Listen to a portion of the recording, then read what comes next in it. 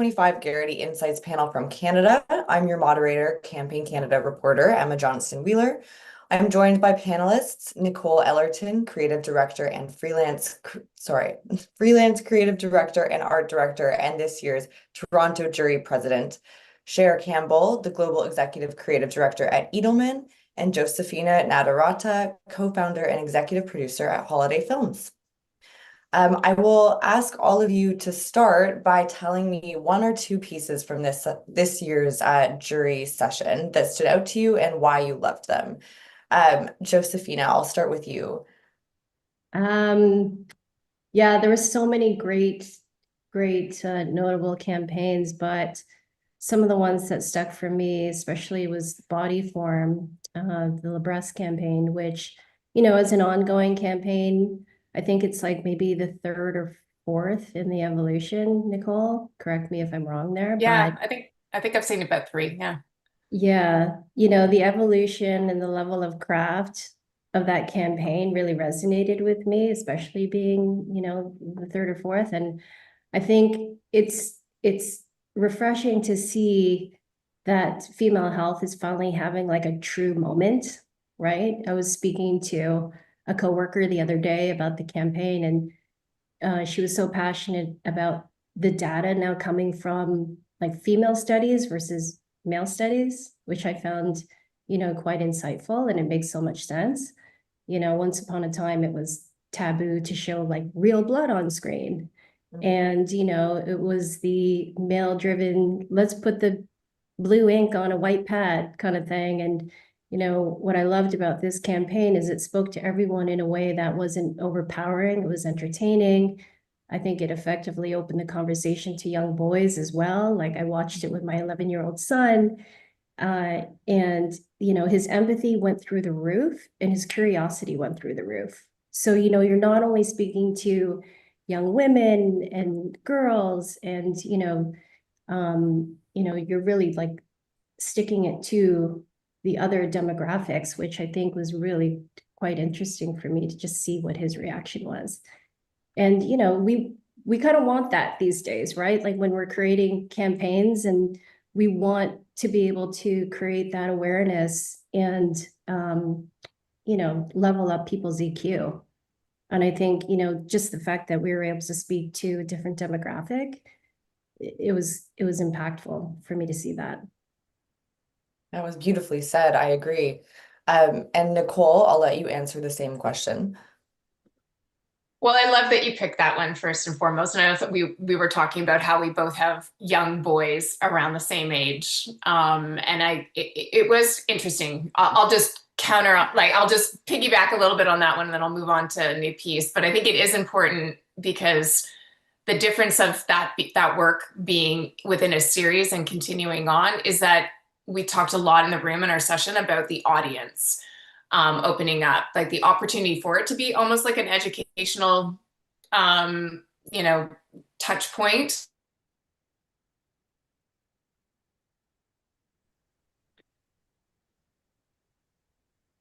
I think she's frozen. Hopefully a momentary delay. We spent, a little bit of time talking about the opportunity to share that with our sons. It's funny, I was looking at our short list the other day, and I felt like we had a lot of really sort of important, but also some very heavy work. And then on the flip side, we had some really sort of almost lo-fi, not frivolous, but just really fun work too. And I love that we had that mix to chat about in our session. One piece that actually straddled both of those for me was there's a campaign for a German hardware store, I'm going to assume, and it was TUM. And they called it the DIY Market campaign. And it was following this, incredibly, powerful 80-year-old woman who had sort of dedicated her life to going around, her town and removing graffiti and hate speech that was promoting Nazi affiliation. And on one hand, of course, super heavy, powerful, really provoking subject matter, but the way that it was executed and even just the alignment to the brand was highlighting simple DIY tools.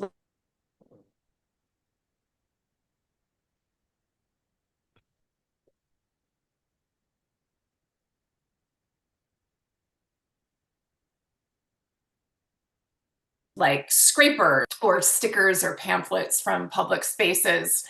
And even the execution of it didn't try to be any, like, it was very observational. It was very approachable. You felt like, you know, you were just a voyeur across the street watching this woman at a bus shelter, you know, just kind of do her thing, and then you were on and a simple super came up. But I mean, just the category alone, to have the bravery to use that as a platform to speak about, you know, these simple tools, and, you know, obviously you can apply it to your own life, how you would use those things. But yeah, just the exercise of bravery and restraint and just everything from the craft. It was really memorable, and it's one that we obviously spoke about it in our session, but I found myself coming back to it since then. You know, giving it a lot more credit for what it, you know, what it did. I think sometimes in advertising, and we'll probably talk about this a little bit more, just, you know, doing things for the sake of attention, or doing things, you know, even from a craft potential for the sake of just like crafting something up, but really knowing your brand and understanding what the core strategy is, and finding the clearest mechanism to, you know, really bring that to a market and an audience. So that one really stood out for me. Yeah, it was a lot of fun. And you found yourself going like, am I okay to laugh at this? Is this lighthearted? Is it meant to be? Is this, you know, is this a misappropriation of something? Am I supposed to feel a certain way? It just was very thought provoking. So I enjoyed that one very much. Amazing. Really strong examples so far. Share what stood out for you. Interestingly, the two examples I wanted to talk about were those two. So I won't belabor them, but there's something for me that's really interesting about the Libres body form work, which is in 2016. I don't know if you remember this, but in 2016 was dubbed the Year of the Woman, and that was when Hillary Clinton was running, and there was all this momentum. And that was a year that they came out with like their first real, and it was like their head of marketing, or maybe it was their president, CEO, that was like in front of a desk, and she was speaking directly to camera and saying, "No more blue liquid, no more blah blah blah." And so this has got a long tail, which I find really interesting, the way they've evolved it. But what impressed me about it this year was craft. Yeah. In a world where we are crafting towards a mediocrity, towards a middle ground of AI creating so much, where art directors or and writers are using AI. So I use it constantly, but using it in a way that leads from a visual perspective. Um, the craft of things is dulling, and to see a brand like that take something they've done many, many times, make it so emotional, but through the craft of it, through the storytelling. That is the beauty of it for me. How you tell that story, and every woman who watches it is like, yeah, that's how it feels. That's exactly what it's like. And it's to be seen. And to be able to be seen over and over and over again and not be dulled by it is just beautiful and amazing. So I loved that for that reason. And the DIY, I worked for a lot of years on brands that have flyers, and to me, that was the best flyer I've ever seen in my life. We looked at it in the maybe online video or film category, I can't remember.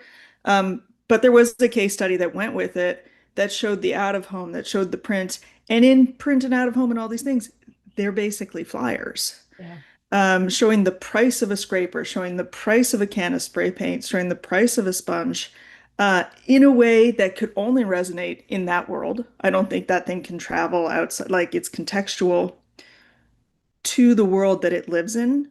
So to me, that insight is so deep and so beautiful to be able to speak directly to the place. at a human level. And it was interesting in the room to have some people say, "Oh my gosh, I don't think that's all right," but we don't live in Germany. We don't know, I think it must be like it was all right for me. Um, from a Jewish perspective, it was all right for me. I have to assume that it was all right for them, or else they wouldn't have, it probably would have been canceled in that situation. So for me, that was just like, wow, you took something that was so mundane, a flyer, and brought it up to a purpose level. Holy cow, beautifully done. Really interesting considerations. And that lends itself well to my next question, actually, because I want to help the viewers get a sense of what allows you to assess the work. So, what are some of the judging principles that you apply to the whole body of work that you look at? Josephina, I'll start with you again. I think when I'm watching the work, and this evolved actually through, the different insights from the people in the room. But it's the purity, it's the purity in the idea, it's the purity in the execution, and then obviously like the impact, which matters. So in whatever category we were judging, it was interesting because, you know, I would think something was amazing, and I scored everything really high, and I had to go back and adjust my scores after speaking to everybody. But I think when you're looking at, let's say, the case study first, right, which tends to skew and gives you more of an unbiased lens or a biased lens, and then when you watch the work, does it actually stick? Does it connect, right? And there were instances where, we went back to the original work and the case study afterwards, and then it just didn't connect, right? So there was that learning for sure. But for me, it is the purity. And I think what I love about Tomb, to go back to that, is that from a production standpoint could have been shot on an iPhone for very little money. And the impact of what it meant to be a DIYer and to combine that social purpose, like Cher mentioned, was so spot on. And then I loved just how, again, it's simple, and it landed, right? And it had that impact. And, you're bringing in product, which sometimes can muddy the waters, but it was so smart. Perfect. Nicole, are there any other considerations for you when you look at the judging of the work?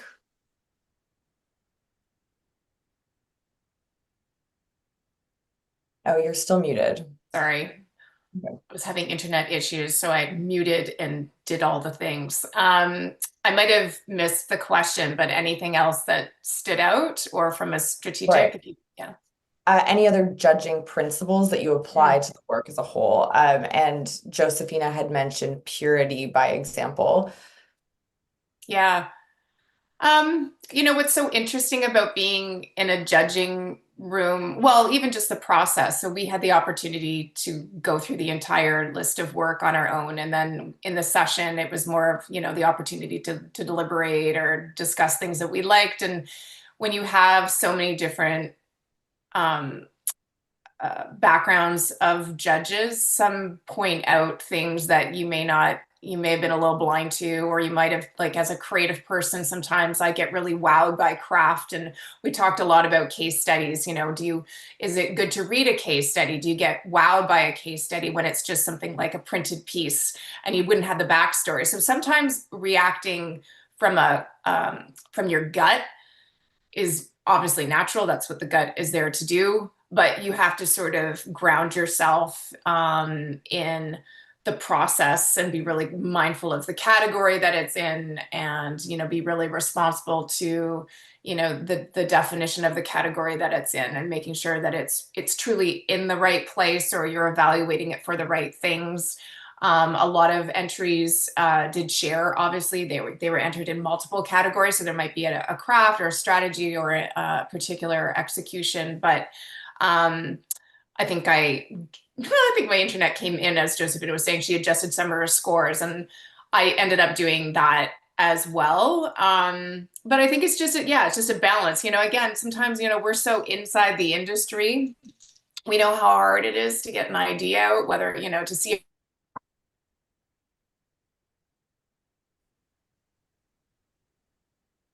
Oh, Nicole. Maybe if she turns A her camera brief, on. allowing yourself the ease of just letting the idea. Did I freeze? Did I get an ugly freeze face? No, it Yeah. was great. It was a great freeze It was face. a great freeze phrase, but you froze. Did you hear any of that?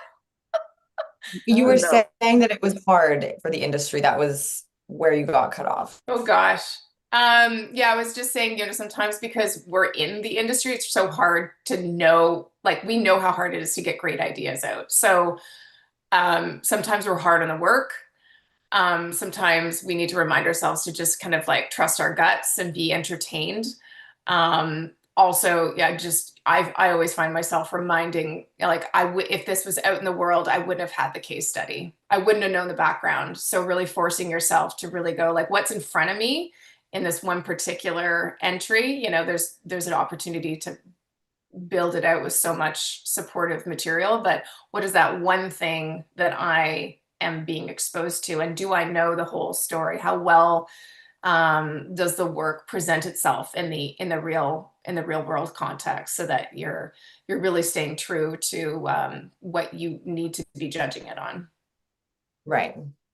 To kind of continue the flow of the conversation, Nicole had mentioned being surprised by some of the reactions from people who work within different disciplines in the industry.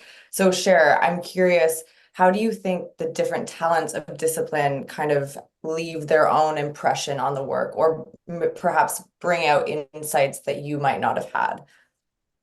Oh, do you mean the diverse backgrounds of the different panelists? Yeah. Yeah, no, it's interesting because there were judges that come from similar background, and you could see that innately we were judging the same way. Like we would because we are in that situation all the time of creative sitting in front of you. Here's my work. Do you like it or do you not like it? Is our job on a daily basis. So judging the work, I bring that same sort of thing. Did it make me jealous? Would I buy it? And if it hasn't made me jealous, or would I buy it within the first, I don't know, 15 or 20 seconds, if it's a case study, if it's a film, you're already there. You've made, but when you're sitting in a room with people who look at work differently on a daily basis, so Josephine looks at work completely. It's like she brings her, what did it take to make that? What was the undertaking? All those different things. It was interesting, but I think when you pull back that layer, it all comes down to the very same thing. Did did it touch you in any kind of way? Did it resonate? Because it doesn't really matter what our backgrounds are. This is all supposedly, if we're doing it right and these are real, for actual people. So it shouldn't really matter what our backgrounds are in the end. I suppose just in the category of the choosing production house, that maybe has a different skew slightly. But even when we were talking about that, it's if any of these reels were across your desk, would you hire that? Is this the production house you would go? Is this the thing you would choose? So it really does come down every single time to, is it good work that touches you in some kind of way? Laughter, crying, whatever it is. Yeah, that's amazing. For viewers, Josephina, I might ask you, what do you look for from a production perspective? I think for me, it's when I see a spot and I look at the many layers that come with it. I think of the treatment. I think of the amount of energy and thought that goes into crafting an idea along with the creative team. And, really, having that envy, it's like, oh, I wish I did that. I wish we'd made that.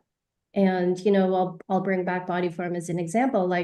You look at that in just the different layers that were brought to that production, right? The level of craft from the illustration to post and music and casting, and they were able to bring that narrative across and tell a really poignant story, right? And I also look at budgets. It's like, these days we're so up against it, right? To produce things for less.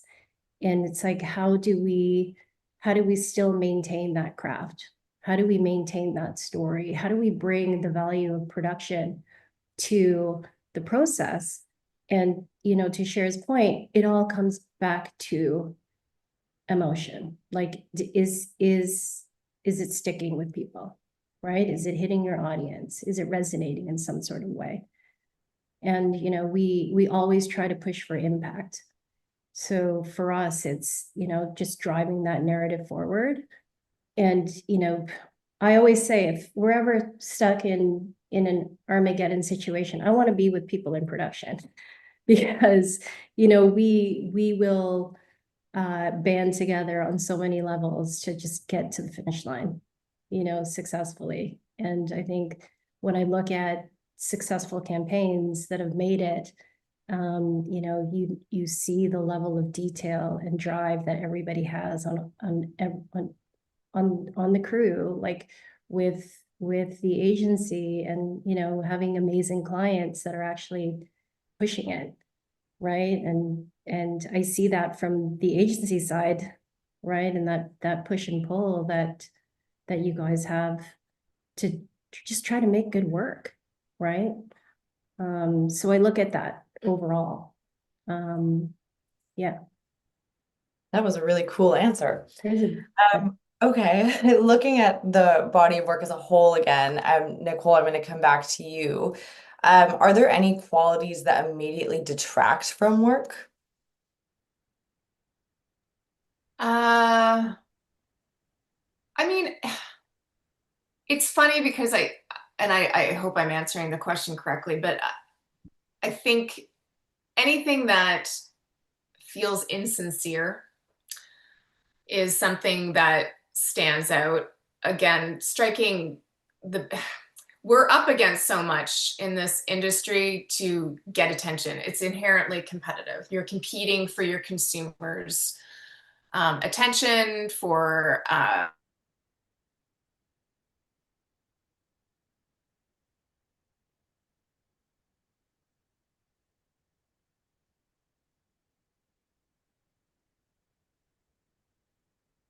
inevitable. So sensationalism. I don't think well, rightfully so, none of the work that we discussed really was that.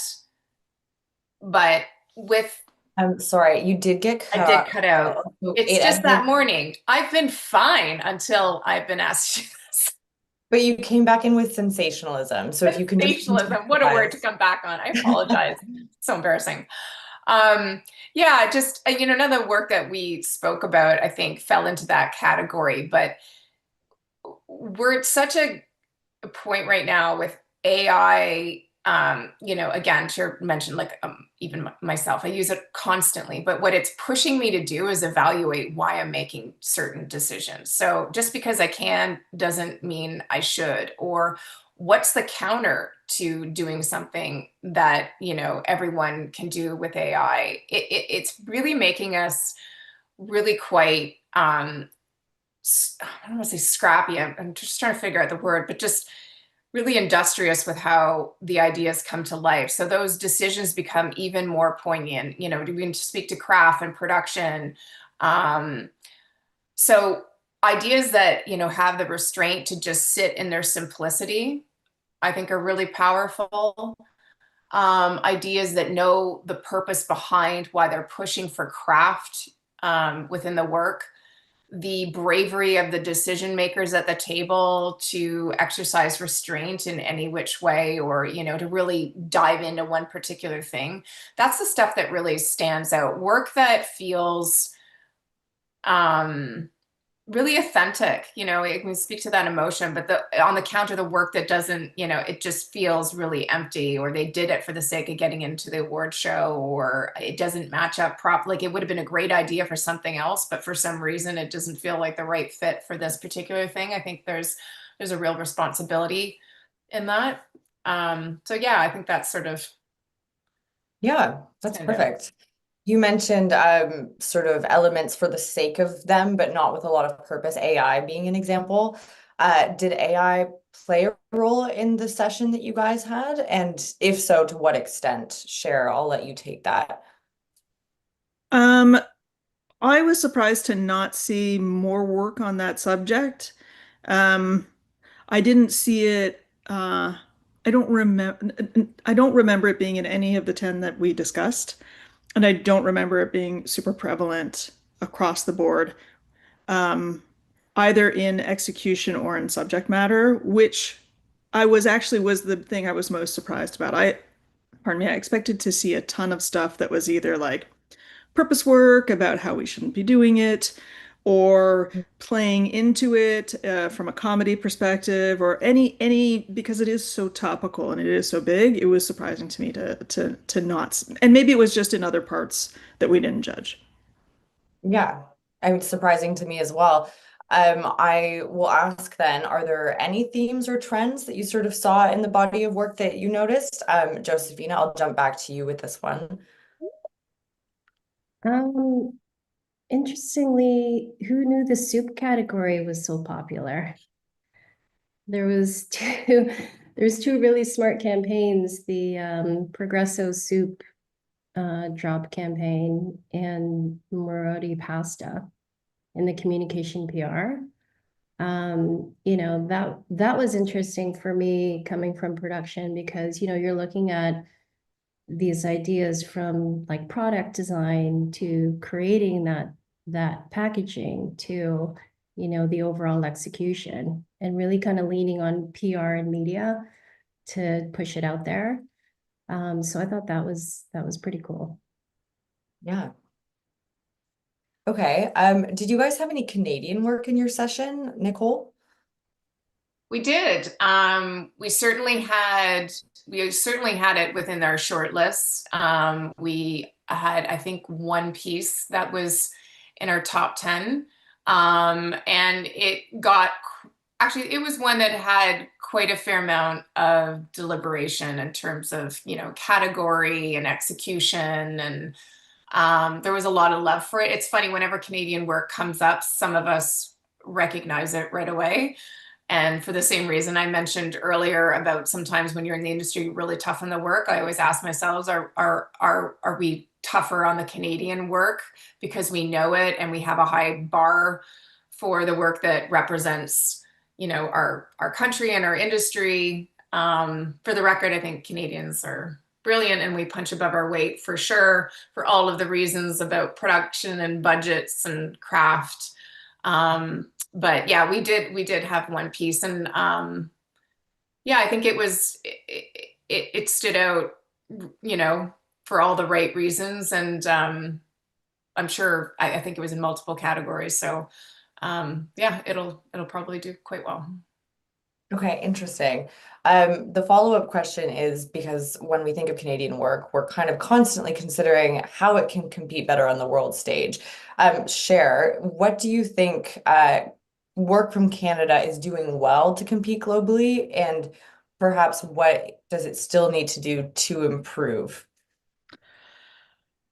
That's a big question. I think I agree with Nicole that you know, per capita, we actually do extremely well. We represent really well. We're even if it's not necessarily purely Canadian agencies, Canada, it's like as part of larger groups. The Canadian contingents definitely represent very well. I think the reason that we do well is we have I don't think that we're so deeply entrenched in like um, it might sound harsh, but a narcissism of culture. And we manage to feel like to really seek out what I look at it all that we call it, that insight that does feel sort of true to most people versus based in inside jokes, based on, do you know this NFL star, based on that kind of stuff. So it feels like it can travel more and be better understood. And I think that's a real component of being able to win at those bigger shows, of being able to show up at con, which or a D&AD or even here is that it's something that everybody can wrap their arms around and understand versus being inside culture. I unfortunately I have to drop to a client meeting. This That's this okay. was only booked for half an hour, I thought so. That's so okay. We started a little late, so thank you so much for joining us. All right, I'm sorry. Thank you so much. Take care. Thanks, Bye. Sharon. Sure. I will just ask one more question if you guys are good for time, and then I think we can wrap up because I do think we're both under and over somehow. But the last question, Josephina, is just whether this experience as a jury member has offered you any insight that you see taking into your own role in your regular job.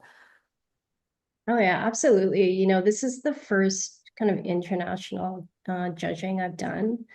And to sit with so many different creative leaders in different disciplines was eye-opening.